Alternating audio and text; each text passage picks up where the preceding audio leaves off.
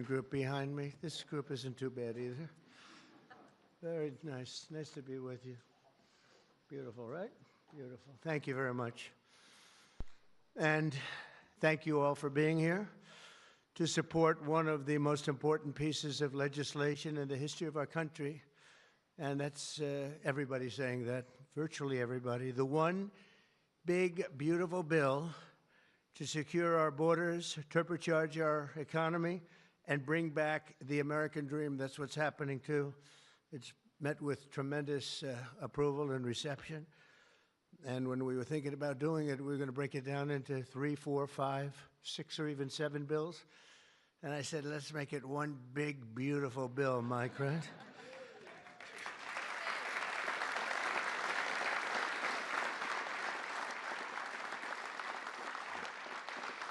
They actually said it would be very much harder to get this way, but it would be better. And the truth is, I think it worked out well because there's something for everybody, and I think in many ways much better. We're delighted to be joined by Secretaries Marco Rubio, Scott Bessent, Pete Hegseth, Doug Burgum, Doug Collins, Sean Duffy, Howard Lutnick, Linda McMahon, Brooke Rollins, Scott Turner, Chris Wright. Wow, that's a hell of a group. I think that's the biggest group of cabinet members. Huh? That's the biggest group of cabinet, and we're not finished yet because we have our great Attorney General Pam Bondi here. U.S. Trade Representative, and he's working around 24 hours. We have them one after another. Countries come. Everybody wants to be with us because we have the hottest country in the world. A year ago, we had a disaster on our hand. We had the coldest country, I think, by far. And now we have the hottest. The King of Saudi Arabia, when I was there, we brought back $5.1 trillion between Qatar, Saudi Arabia, and UAE. And all three said, great leaders, they all said to me the same thing. You know, it's amazing. In 4 months at that time, now it's getting to be close to 6. But in 4 months, they said, you have the hottest country anywhere in the world. It's not even close. And they thought we were dead a year before that. They said, I thought you were dead. The country was dead. And it was pretty close to it. But we have the hottest country in the world, so it's great. And Trade Representative Jamieson Greer is very busy because, where are you, Jamieson? Everybody wants to make a deal and have a part of it, right? I know you and Howard and Scott are working overtime, making deals with other countries. Remember a few months ago, the press was saying, do you really have anybody of any interest? Well, we just signed with China yesterday, right? Just signed with China. We have everybody. We're not going to make deals with everybody. Some we're just going to send them a letter, say, thank you very much. You're going to pay 25, 35, 45%. That's the easy way to do it. And my people don't want to do it that way. They want to do some of it, but they want to make more deals than I would do. But we're having some great deals. We have one coming up, maybe with India, very big one, where we're going to open up India. In the China deal, we're starting to open up China, things that never really could have happened. And the relationship with every country has been very good. And we also have OMB Director, who's very busy also, Russ Vogt. Thank you. Thank you, Russ.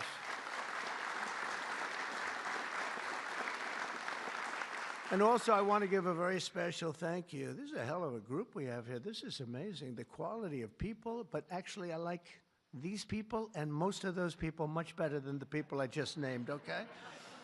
But a very special thanks as well to Speaker Mike Johnson, who's a great, legendary guy. He's going to go down as a legend.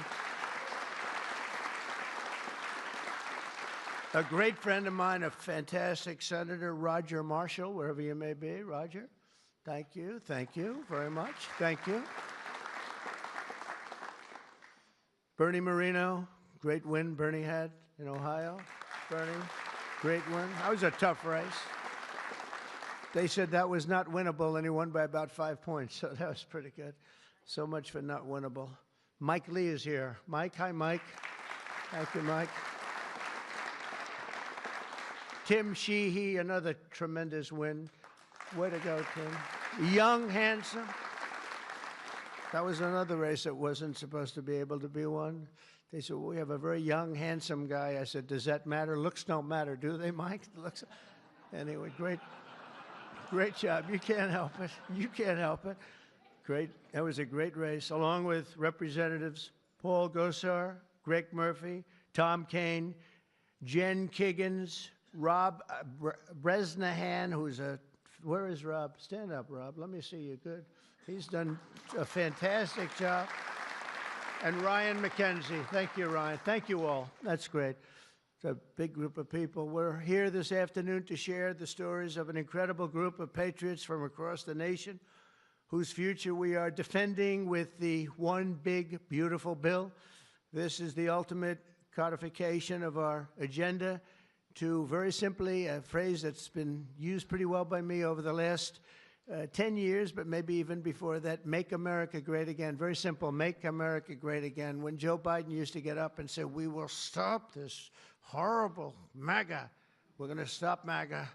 We're going to fight it. We're going to, I said, Joe, loosen up. It's called Make America Great Again. It's okay. Remember that he got up so angry. He was so angry. He said, make America great again.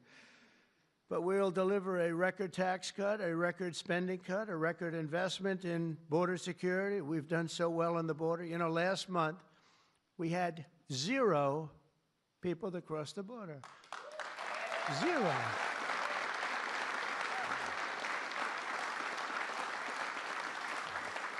So Christie and Tom Homan and some of the people, what a job you've done. But, you know, people forget about that. They don't care. The border's been fixed. I wanted to talk about the border 2 days ago at a big group. Sir, they don't want to hear about the border. Why? It's fixed. You know, it's the second time it happened to me. In 2016, I won on the border. I fixed it in about 3 months. It was beautiful. And they wouldn't let me talk about the border. Sir, nobody wants to hear about the border. But we're going to talk about it anyway. Right, Tom Homan? We're talking about it anyway.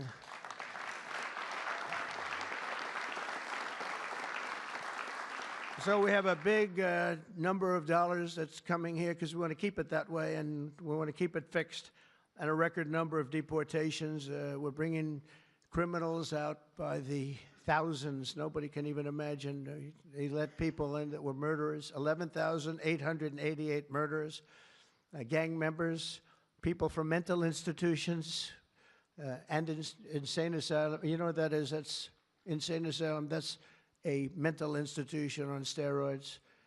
During the campaign, I talk about the late, great Hannibal Lecter. Do you know who that is, Hannibal Lecter? Silence of the Lambs. I'd talk about it, and the fake news would go crazy. Why does he keep mentioning? Well, because we won in a landslide. That's why they don't want to have Hannibal in our midst. And the day I signed this bill into law, almost every major promise made in the 2024 campaign already will have become a promise kept. And that's very important. Promises made, promises kept. And according to the Council of Economic Advisors, these reforms will protect or create more than 7 million jobs, add 3.1% to economic growth, reduce taxes for the typical American by nearly 15%, and increase take-home pay for the normal family of 4 by at least $13,000, and that takes place immediately. That's not bad, right? Look, I'm looking at that guy back there, right? That's pretty good. And if we had a person over at the Fed that would lower interest rates a little bit, that would be helpful too. It's hard to believe. This is on top of, you know, we have to fight this guy. He's not doing the job. Each point that he keeps it up is the equivalent of $300 billion. $300 billion. So if he loaded 2, it would save $600 billion. We have to work hard with cuts on that, right? That's a lot of cutting. And this guy could do it so easily. We don't have inflation. Well, we might have inflation. Yeah, and if you do, you raise the rate a little bit. That's okay. But we're going out because Biden gave us a lot of short-term debt. And given the short-term debt, he did us no favor. So I think what we'll do is we'll probably just extend the short-term debt and then go out, because I don't want to tie it up for 10 or 15 years at a high rate. But every point is it's really more, is $300 billion. So if we got it down to 1%, we're talking about almost $1 trillion in saving just with the stroke of a pen. No work, no missing anything, just like an accounting situation. Oh, Doug Collins, I just see Doug. Did I mention you, Doug? I don't think so. I'm glad I saw you. I'm glad that somebody's going to be in big trouble with you. They didn't write your name down, Doc.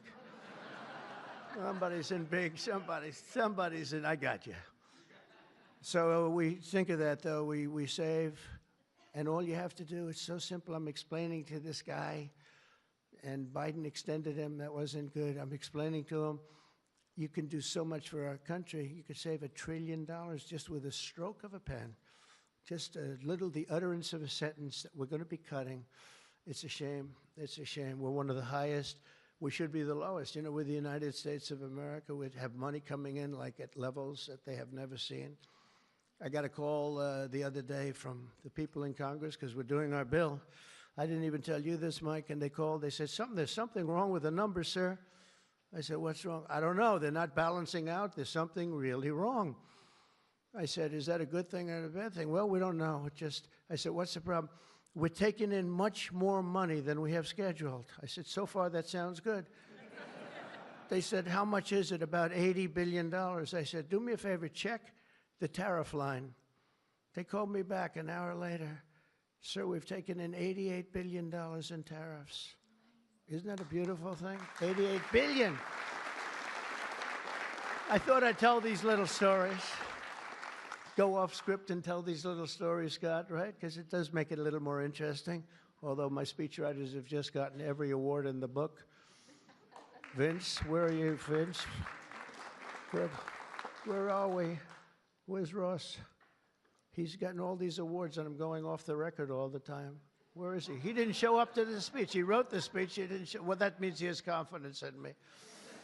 According to the Council of Economic Advisors, these reforms will protect or create more than 7 million jobs, add 3.1% to economic growth, reduce taxes for the typical American by nearly 15%, and increase take-home pay for a normal family by an incredible $13,000. All of these things are happening. And by the way, there's no inflation.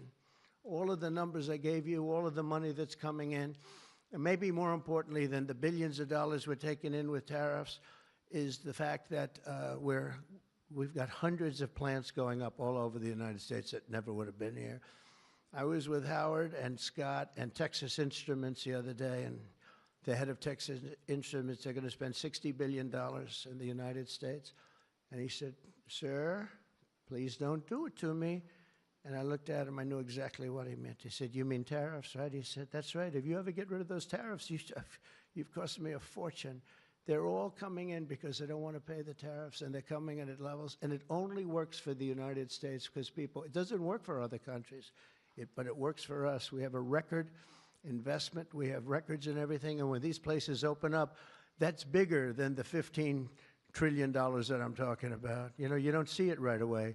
But bigger is the fact that they're all coming in, they're building their factories, the AI factories and the auto plants. We have auto plants that are closing up in other countries. I don't want to specifically name the countries, but you know who they are. And they're coming into the U.S. and they're opening up and building like nobody's ever seen anything like it. I don't call it a miracle. I call it, this should have been done 40 years ago. We would have never lost our auto. We lost 50% of our auto industry to China, Mexico, Canada, and various other countries. Should have never happened if you had a president that said, we're going to charge you tariffs. You're not going to build next to us. Send it in and take away our jobs. If you would have said 25, 50, or 100% tariff, not one company would have left. But they weren't business people. They were politicians, not very good ones, and some good ones, but some really not good at anything, to be honest with you. We're going to stop the largest tax hike, and we're going to do that in history. This would be, if the bill doesn't pass, there'll be a 68% tax increase. Think of that, 68%, which would be the largest in history by about 40 points. And we'll make the Trump tax cuts permanent, expand the child tax credit, and we will deliver no tax on tips, no tax on overtime, and no tax on Social Security for our great seniors.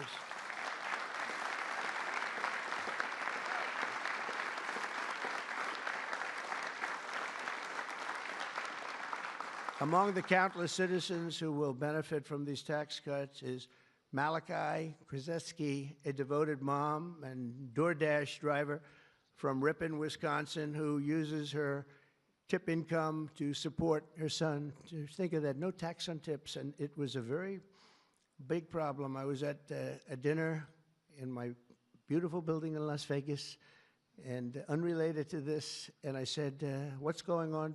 I will never say good-looking waitress because looks don't matter anymore, you know, in our modern society. She happened to be beautiful, but I won't say that. I won't mention that. But nevertheless, a waitress came over, and I said, how are you doing? She said, not good, sir. Why? The government is killing me on tips.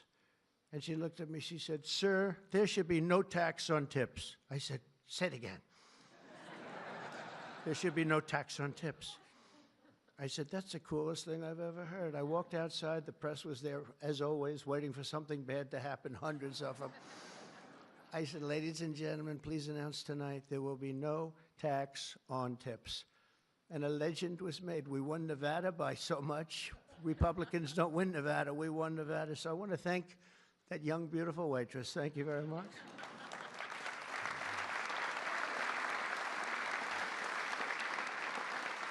But with no tax on tips and other cuts, this bill will save Malachi thousands of dollars per year, enabling her to achieve her goal of visiting every U.S. state with her son. She wants to visit every state by the time he's 18 years old. So, Malachi, it sounds to me like you're off to a fantastic start. And where are you, Malachi? Where are you? Congratulations. Great. That's good. Thank you. Also with us today is Luke Wilson, a 23-year-old electrical lineman. He loves being an electrician, but in this case, the lineman. And these are guys that take big risk, and it's hard stuff. But if you know what you're doing, it's fine. He's from Harmony, Pennsylvania, as well as Dee Sova, a truck driver from Springfield, Missouri, where, by the way, our beautiful planes landed, our B-2s. They landed after 36 hours of flying. Great going, Pete. And they hit the target. And they hit the target, and the target has now been proven to be obliterated, just as we said. We had little fake news from CNN. Thank you very much, CNN, for that. With 3 million miles of driving under her belt, who mentors other women in her industry. And I just want to say, Luke and Dee spend countless hours working overtime to help make this country run. And this bill, the typical overtime worker like them will take home nearly $1,500 extra every single year. So you're talking about at least $1,500, and there will be no harassment because you were being harassed by the Democrats. So Luke and Dee, congratulations to you both. Thank you very much. Congratulations, wherever you may be. Thank you. Thank you very much. Also with us is James Benson, a third-generation auto worker from Belleville, Michigan, who has spent 26 years at Ford Motor Company, which is doing very well. They have a lot of plants in this country. If you have plants in this country, you're going to make a lot of money. And is a member of a tremendous group of people, auto workers. And I'll tell you, we love these people. Auto workers for Trump, and I came through for them, but they were with me long before I really thought. A lot of people said, is he going to run again? Will he run? They've always been with me, the auto workers. James was a lifelong Democrat until 2017 when he saw the benefits of our tax law, and he also liked Trump. Now, sometimes they can like the law, but if they don't like the candidate, it's not going to matter, right? Is that right, Marco? Marco knows, because he has been one hell of a great Secretary of State, right? Stand up, Marco. Everybody respects Marco, right? True. Everybody respects him. Now we're delivering an even bigger win for the auto workers by making interest on car payments fully tax deductible. You know, that's something only rich people seem to have gotten. I said, you know, and that was my idea. It's pretty simple. But I said, you know, the rich people, they always looking for deductions. We want deductions. Linda, did I say, will you please stand up? Linda McMahon. So great. How much is Harvard going to be charged? How much are you asking for Harvard? Because they really have violated a lot of different caveats, haven't they? Huh? A lot, like a lot. They've been given $5 billion over the years. Can you imagine? And that's over a short number of years. That's just the beginning. They have $52 billion sitting in the bank, and they haven't been nice to our country. So I want to thank Linda McMahon, who's been really fantastic. But I said on interest, I said, why couldn't we, if a car is made in the United States only, because otherwise we don't care if it's made someplace else, give the people that buy the car a deduction on the interest that they're paying to buy the car. And people said, what a great idea. It's so simple. It's like the paperclip. Somebody came up with the idea of a paperclip many years ago, 1817, and he became a very rich person. And everybody looked at it and said, why the hell didn't I think of that? But it's like the paperclip, but only if the car is made in America. Remember that, James. We're going to keep those Michigan auto factories roaring. And as you know, we won Michigan by a lot, Susie, right? We won Michigan by a big margin, and something that typically is not easy, but I think we've won it. I actually think we've won it 3 times in a row. So it's been a great state, but a big factor with the auto workers. They went with us very big, and I love them. The One Big Beautiful Bill will also be an incredible victory for American farmers, another group that we did great with, especially family farmers like James Cullifer of Virginia Beach. Our bill will provide 100% expensing so they can buy a new farm equipment. And by the way, the expensing is good for everybody, not just farmers. And it'll virtually eliminate the so-called estate tax or the death tax. So you have a farm, you leave it to your children. If you like the children, you leave it. If you don't worry about the details. No, some people don't want to leave them. They don't like their kids, you know? Anybody in here not liking their children, farmers? But if you like your kids, you want to leave it. And a lot of times what was happening before I got there, because I put this in the first tax bill, as you know, but people would die, they'd leave their farm. There was no cash, but there was value to the farm, sometimes good value. It's called real estate rich and cash poor. And the kids had no money, and they'd be foreclosed out by a bank. They'd borrow money to pay the estate tax. You don't have to pay estate tax anymore. That's pretty big stuff. So for the farmers and for others in small business, it's great. But James's family has been working in the land for generations, and with this bill, we will ensure that family farms like his can stay in the family for many generations to come. Where's James? James, around? Where's James? Yeah.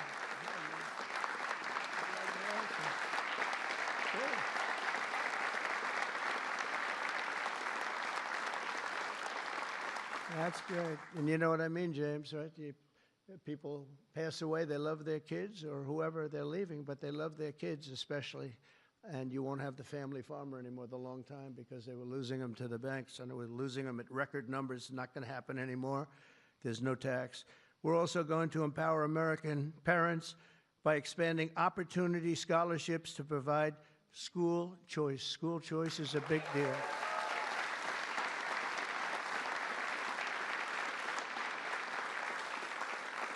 And we just got school working with the governor of Texas, as you know, Greg Abbott. We just had it passed in Texas, and I know about that. Somebody said, yeah, that was a big deal. They've been trying to get it for 9 years, and they asked me if I'd call the legislature, Republicans in the legislature, and I did. And I gave them a pep talk, and everybody voted for it. First time, they were shocked, but they never asked me to call them before. This was the first time, and they got it passed, right, Susie? It was amazing. And it was something that Dan and Greg and everybody, they really wanted it. And Ted Cruz wanted it badly. They all wanted it, so we got it in Texas. But you're going to have it. More and more people are talking about school choice. Good thing. This will be the godsend for mothers like Angelina Banks from Philadelphia. Where's Angelina? Where is Angelina? Oh, you are very pretty. She went out for a second and she's coming back. Okay? Where's Ange? Come on over here, Angelina. Oh, that's terrible. Oh, wow. How are you? I won't ask you where you've been, okay? I promise. But it's great to have you. It's great to have. I mentioned your name. I said, where's Angelina? He said, she'll be right back, sir. Thank you very much. Appreciate it. And Aubrey and Ava Jane, Angelina says the tax relief for child care and education are a foundation for stability and dignity. I think those were your words, right? Stability and dignity. Good words for her family. And with the One Big Beautiful Bill, we're delivering both empowering hundreds of thousands of families to choose the public, private, charter, religious school, or the home school of their choice. And Angelina, thank you very much for being with us. Beautiful. Beautiful. So this bill will also be the single most important piece of border legislation ever to cross the floor of Congress. We will hire 3,000 new Border Patrol officers and 10,000 new ICE agents. And these people are great. I tell you what, I got to know a lot of them. And we have tremendous representation. They've been for me from day one. In fact, I shouldn't say this, but they endorsed me when I first ran, almost at the beginning.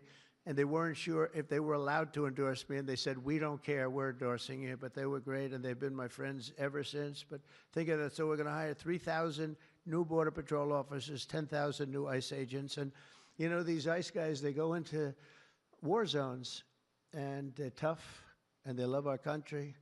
And if you're not going to be tough, you're not going to do well. But they are tough, and they'll break into a pack, and they call them a pack.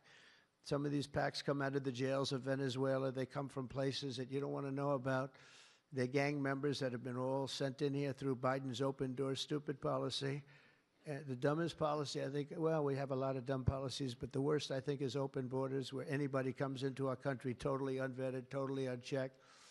And they're drug dealers, and they're people that we don't want them. And they're murderers, you know, they're murderers. I told you, over 11,000 murderers. They're in here. 50% of those, by the way, murdered more than one person. And they came in, no check-in, no anything. It's so sad. What that man has done to this country, we should never forget it, okay? We should never, ever forget it.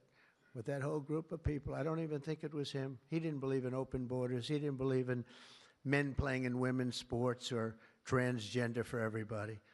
But what that group of people has done to this country will never, ever, I don't think we can ever allow history to forget it.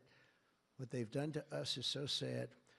We're going to fully fund the final sections of Border Wall, impose a new remittance tax on money sent back to foreign countries, and dramatically increase deportations to a bare minimum of 1 million illegal aliens per year. And what we're doing is we're really going after the criminal aliens, of which we have plenty to work with. People say, well, that's a lot, isn't it? Well, remember, these countries are very smart. They're headed up by people I know. In almost all cases, they're very smart people, and they have the people of great common sense. They're not sending their good people out. They're sending the bad people out, and they put them into caravans. I think I came up with that name, but somebody did. It's a great name, a caravan. Thousands, and sometimes as many as 30,000 people walking right into our country. Again, last month we had none. Think of that. It's almost, people say it's almost impossible. But they come in, and at a minimum, they're not people that work very hard. They're people that are on welfare. They don't want them. They don't want them. They give them to us. It's incredible what's happened, and it's so sad to see. It's so sad. It could make you just sick to your stomach when you think about it. I was going to say it could make you cry, but I like to pretend I never cry. I don't want to be a crier, but it makes you sick to think of what they did. What they did to us is just sick. And guys, if we didn't have a Tom Homan, and if we didn't have some of the guys that we have working so hard and dangerously, the country wouldn't stand a chance. But we're getting them out, not as fast as they came in, because they came in and you'd see hundreds of thousands pour into our country in a day. But we're getting them out. And here today is Angel Dad Joe Abraham, the Angel Moms and Angel Dads. These are incredible people. They lost their precious 20-year-old daughter, Katie, in a hit and run after she was struck by an illegal alien from Guatemala. Katie was stopped at a traffic light, rear-ended, full force, going 60, 70 miles an hour right into the back of her car while she stopped. And she died immediately. And her killer, I think you could really say the killer, fled the scene. And Joe, we will end this invasion once and for all, and we're always going to remember the memory of Katie, that beautiful, beautiful 20-year-old daughter of yours. Where's Joe? Is she around here? Joe? Come here, Joe. Come here.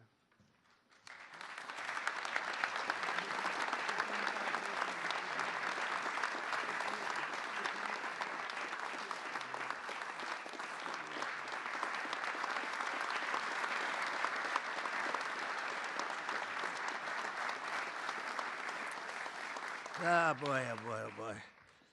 Thank you, Joe, very much. Also with us is Sarah Stewart from Kerrville, Texas, who lost her brother to the fentanyl epidemic that has inundated her small town. Our bill provides billions and billions of dollars to stop fentanyl and other illicit narcotics. We're also charging other countries like Mexico, Canada, and China billions of dollars in taxes that we put on because they've allowed people that are selling fentanyl to go through their countries, or in the case of China, they send it here, and paying a lot of money at least, but would rather stop it. I think we're doing a big job of that, but would rather stop it. And other illicit narcotics pouring across the border and stealing more American lives. And thank you. Sarah will not rest until that fight is done. We're going to get that fight done. Sarah Stewart is where? Sarah? Hi, Sarah. Beautiful. Thank you. Good guy, huh? Yeah. I can see that. I also want to thank the president of the National Border Patrol. His name is Paul Perez. He's been with me from the beginning. And Brandon before him. These are great people. I've gotten very friendly with some of these people from Border Patrol and ICE because I'd call them once every 2 or 3 days. How we doing? How we doing? How we doing? If you remember, Kamala was the border czar. And in 4 years, she never made one call to Paul or Brandon or anybody else. And I'd like to have Paul come up, say a couple of words. If you're here, Paul. Where are you, Paul? Oh, there you are. Go ahead, Paul. President Trump made promises that he's kept. Now it's time for Congress to back him up. We need to end the chaotic and recklessness that Biden allowed into this country. The millions of people that are out there, we're going to get with this big, beautiful bill. We've got the funding, we've got the technology, we need everything in that bill to get it done so that no more families are victimized. And those that have victimized families, we can go get them out with ICE. Our officers and agents are not afraid. We're ready to take this fight to them, and we've been so because of President Trump's leadership. Thank you, sir.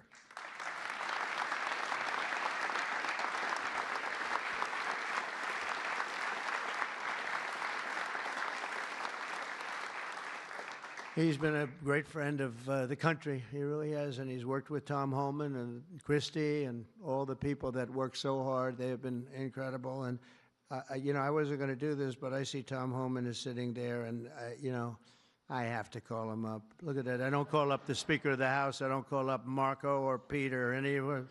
But I want to call this guy because this guy is keeping us very, very safe. Come on up, Tom.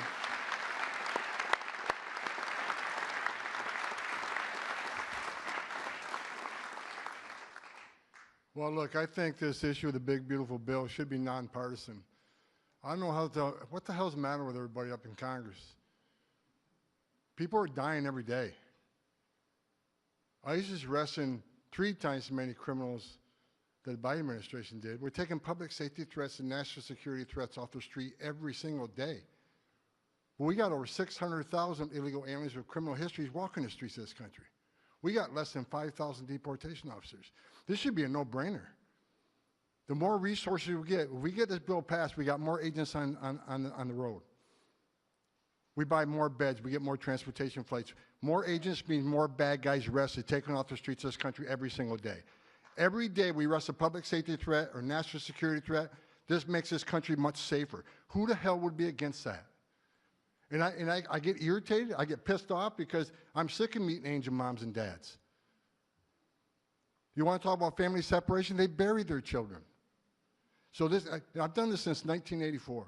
I've worked for 6 different presidents. No one has had the success of the Trump administration. We got the most secure border in the history of this nation today.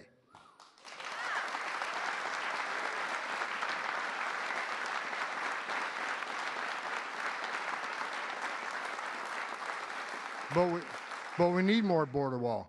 Border walls save lives. Women and children can't get over that wall, which means they go to a place where there's not a wall. And what's waiting on them? The men and women of the Border Patrol who take care of the humanitarian needs and save their lives. We already got fentanyl seizures down half. Fentanyl seizures should be 100%. We should have zero fentanyl coming to this country. We need money to help secure that border at a higher level. Stop the fentanyl from coming in. Stop the sex trafficking of women and children. Stop the known inspected terrorists coming across that border. Right now, I was looking at the stats today. ICE is arresting a record number of known suspected terrorists in this country, along with the FBI. With more money, we can arrest more of these people, make this country safer. This is a nonpartisan issue. Let's make this country safe again. So to the Democrats and the Republicans and the Independents, I don't care who you're from, pass the bill so we make this country safe, so we can stop the violence against ICE officers. Let's make this country safe again, and without that bill, it's going to be a hard road. We got a lot of people to look for, a lot of people to arrest, a lot of national security threats we know are in this country. We need to find them. We need more money to do that. We need more agents to do that. For God's sake, let's pass this bill and get this done.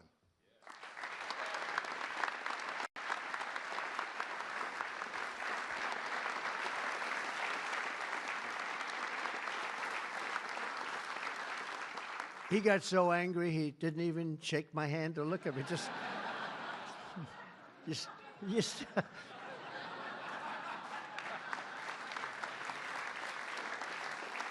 But he's right.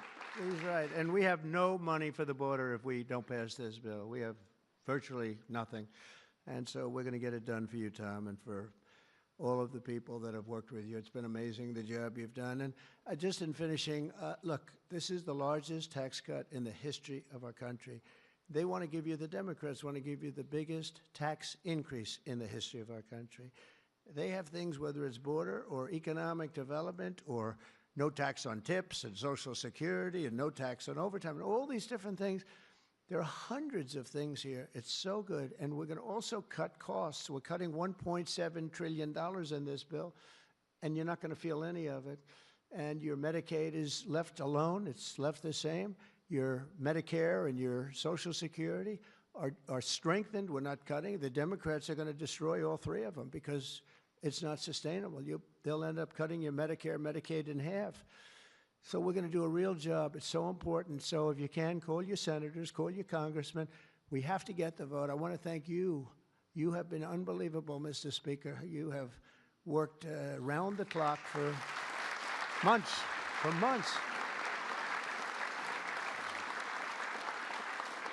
And, you know, I shouldn't say this, but we don't want to have grandstanders where one or two people raise their vote. We don't know. And they do it to grandstand, that's all. Not good people. They know who I'm talking about. I call them out. But we don't need grandstanders. We have to get our country back and bring it back strong. And our country is going to be stronger, bigger, better than ever before. We're going to make it better than ever before. And that's despite the bad hand that we were dealt 6 months ago. We were dealt a really bad hand. We were dealt a sick hand. It's unbelievable. You know, when I came back yesterday, as you know, I made a big trip to a place where we had 28 countries represented, and we did something that's never been done. They've raised the number of money, the amount of money that they spend to $1 trillion a year, and that's for world safety. But they all asked me the same question. They said, how could you have allowed this to happen to your country? I said, I didn't do it. But they said, how could you allow people to pour in? They don't understand it. They all have borders. They have fences, they have walls, or they have just strong people standing there. You can't do it. And they said to me, you know, it's amazing that they allowed these things to happen. And it's amazing, too. I agree. You know, as a business guy, I always like to understand where the other side's coming from. What do they want? What do they get? And, you know, you can make good deals based on understanding the other side. I never understood the other side in this case. Why would they allow people to pour into our country unchecked? You know, I can see people wanting people to come in, and you let them come in. You have a vetting process. You let good people. We're letting a lot of good people in, but they're coming in legally. But why would you allow people to come in that you can look at them and say, big trouble, big trouble? Why would you do it? It's nobody understands. And a lot of people say voting, but, you know, we've got to strengthen up our elections because the voting is crooked as hell. Got to strengthen it up. But it's not that. It's either they're stupid and they're not stupid, or they hate our country. But we love our country, and we're going to stop this madness, and we're going to get this bill approved. And all of the things that I've been talking about now for 2 years on the campaign trail, and we won, remember, we won every single swing state. We won by millions of votes. We won everything. We won every, it was a landslide. We won something that nobody talks about, districts. You have thousands of districts. We won 2,750 to 505. Think of that. That's why when you see a map, the whole map is red. That stands for Republican, by the way, because it stands for a lot of other things too, but it stands for Republican with a little piece of blue on each side. But that's why, think of that, 2,750 districts to 505 districts. That's what, this was a slaughter, but it gave us a mandate to do some great things. And I want to thank John Thune, and I want to thank the speaker, and I want to thank Marco and everybody here, they have been so incredible. Pam, you've been unbelievable as the Attorney General. We appreciate it. Not easy, not easy. And we're coming back faster than anybody ever thought possible. I told you what they said to me on just trips by very smart people, but we're going to make this, we're going to do this very quickly. It's happening a lot faster than even I thought possible. And we're going to be celebrating very quickly, and we're going to be celebrating for a long time because we're turning our country around, we're getting our country back, and we're ruling with common sense, you know? Whether you're conservative or liberal, or as they like to say, progressive. They don't like the word liberal anymore. Progressive, I think it's a beautiful word too. That's why I call them liberal. It's too nice a word. I don't know how you can be progressive when you're turning the country backwards. But no matter what you are, it's all about common sense, and I think that's the way I've ruled. I do what's right. I want to have borders. I don't want to have transgender for anybody that happens to leave the house at a young age, the things they do. I don't want to have men playing in women's sports. That's got to be, you know, they say it's an 80-20. I think it's a 97-3 issue. It's so ridiculous. It's so ridiculous.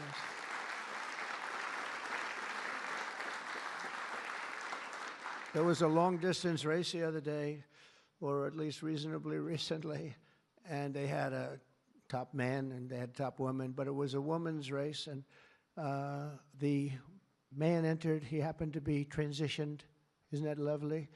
And he entered the race, and he beat the champion woman by 5 hours and 14 seconds. 5 hours, that's a lot. Think of it, you're waiting 5 hours for your beautiful daughter to come in. Come on, baby, let's go. You can do it. He won by 5 hours and 14 seconds. It is crazy, and it's so demeaning, and they don't want to change. I see it the other day.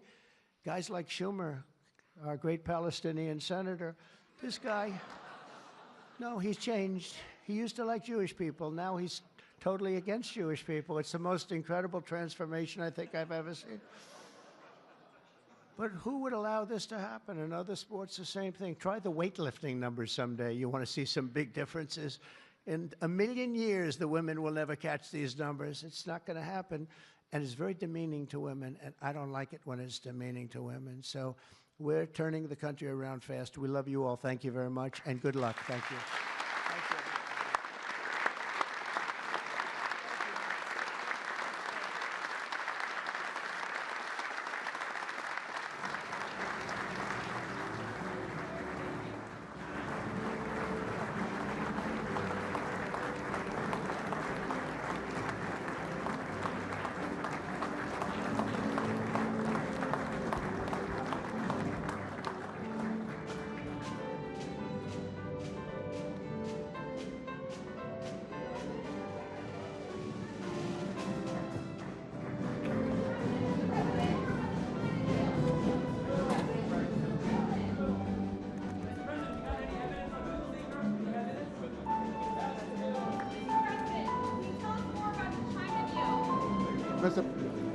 Mr. President, can Congress finish this by July 4th? We hope so. Mr. President,